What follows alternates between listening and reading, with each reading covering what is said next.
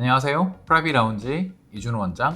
이진원 원장입니다. 오늘은 저희가 흔히 많이 하는 코 재수술 케이스를 여러 종류로 분류해보고 환자분들의 사진을 보면서 리뷰해보는 시간을 갖도록 하겠습니다.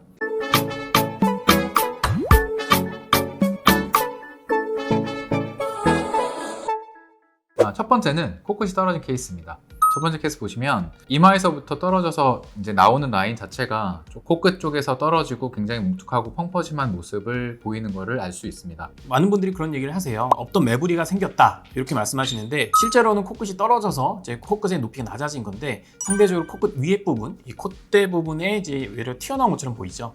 그래서 이거 뭐 매부리를 깎거나 그렇게 해결을 하는 것보다는 결국 떨어진 코끝의 방향을 좀 올려주게 되면은 이런 이제 코끝 위쪽에 이제 불룩함은 해결이 될 수가 있습니다. 그리고 다음 사진 보시면 이분 같은 경우에는 지금 보시다시피 코끝에 비해서 콧대는 꽤 괜찮은 느낌이죠. 거기에 비해서 코끝이 너무 떨어져 있고 코끝에 포인트가 없다 보니 전체적으로 눌린 느낌의 모양의 코끝이죠. 일반적으로 이제 이쁜 코라고 하려면은 미간과 코끝의 높낮이 격차가 좀 많이 벌어져서 미간보다는 코끝이 훨씬 높아야지만 쭉 뻗어 올라가는 이제 느낌이 날 수가 있는데, 아무래도 코끝이 좀 떨어지다 보니까 미간에 비해서는 코끝이 좀 낮아지고, 그래서 격차가 좀 줄기 때문에 상대적으로 미간이 좀 높아 보여서 남성적인 느낌 내지는 아바타 코라고 그러죠. 뭐 그런 미간만 높은 그런 어색한 코 모양이 될 수가 있습니다. 그래서 이런 경우는 뭐 미간을 낮추는 것도 하나의 방법일 수는 있지만, 결국은 근본적인 원인인 이 코끝이 떨어진 것을 해결해야지만 전체적으로 코 라인이 뻗어 올라가는 이런 오똑한 라인을 만들어줄 수가 있죠. 콧대가 아무리 괜찮아도 코끝이 거기에 맞춰서 충분하게 높지 않고 떨어진 라인 자체가 매끄러우지 못하면 코끝 때문에도 이렇게 코가 조금 못생겨 보이고 전체적으로 밸런스가 안 맞아 보일 수 있죠. 남자분 케이스 보시면 이분도 전체적으로 코가 많이 눌려 있고, 특히나 코끝이 콧대에 비해서 많이 떨어지고 또한 긴 느낌까지 주고 있습니다. 저희가 가운데 기둥을 제대로 세우고 코끝에 연고를 쌓아서 높이를 높여주고 매부리를 충분하게 갈아주고 거기에 실리콘 보형물 넣어서 마무리한 케이스입니다. 다음에 흔히 볼 수 있는 케이스는 코라인 불만족입니다. 첫 케이스입니다. 옆 라인에서 보시면 코가 약간 짧기도 했고 콧구멍도 꽤 보이는 케이스이고, 미간이 굉장히 높고 거기에 비해서 코끝이 좀 떨어져 있고 뭉툭한 느낌이 많이 나는 코죠. 미간에서 이제 콧대까지 넘어간 라인은 좀 평평하다가 코끝으로 가면서 볼록하게 올라가고, 코끝이 좀 떨어져 있다 보니까 다시 또 내려가는 그런 울퉁불퉁한 라인처럼 보일 수가 있어요.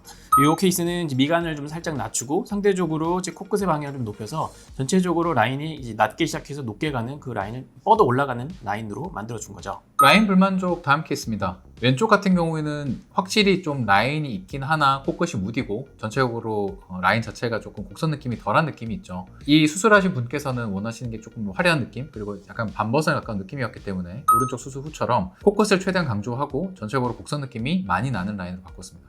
다음 케이스는 콧대와 코끝 사이에 경계가 져서 꺼지거나 울퉁불퉁해지는 경우, 콧대와 이제 코끝을 연골과 보형물로 분리해서 모양을 잡았을 경우 코끝과 이제 콧대 부분의 연결이 좀 매끄럽지 못한 경우가 있을 수 있습니다. 그러니까 지금 케이스 보시면 아래쪽 코끝과 그다음에 콧대 사이에 약간 꺼지고 경계진 느낌이 확연하게 생기는 걸 이제 보실 수 있습니다. 그러니까 지금 같은 경우는 이제 코끝도 제대로 모양을 잡아줘야 되고, 동시에 콧대 사이의 경계선이 충분하게 채워지고 매끄러질 수 있게끔 수술하는 게 중요합니다. 그래서 이분 같은 경우도 저희가 있던 보형물과 이런 이제 연골들을 다시 제거한 다음에 가운데 늑연골로 기둥을 충분히 세우고 코끝 위에 연골을 쌓고, 그리고 거기서부터 매끄럽게 연결될 수 있게끔 보형물을 체인지하였습니다.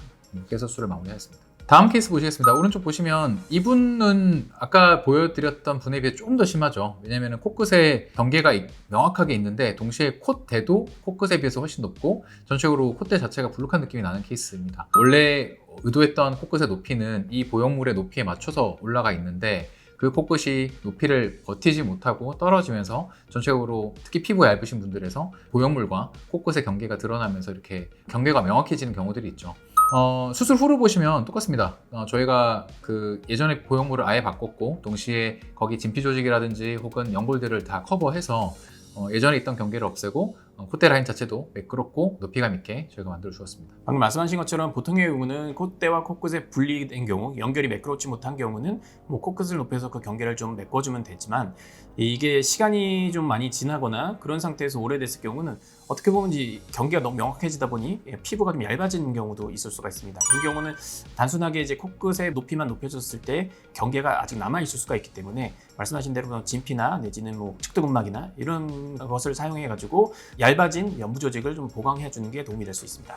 자, 지금까지 저희가 코 제술에서 종종 만나게 되는 케이스들을 환자분들의 전후 사진을 보면서 설명해 드리는 시간을 가져보았습니다.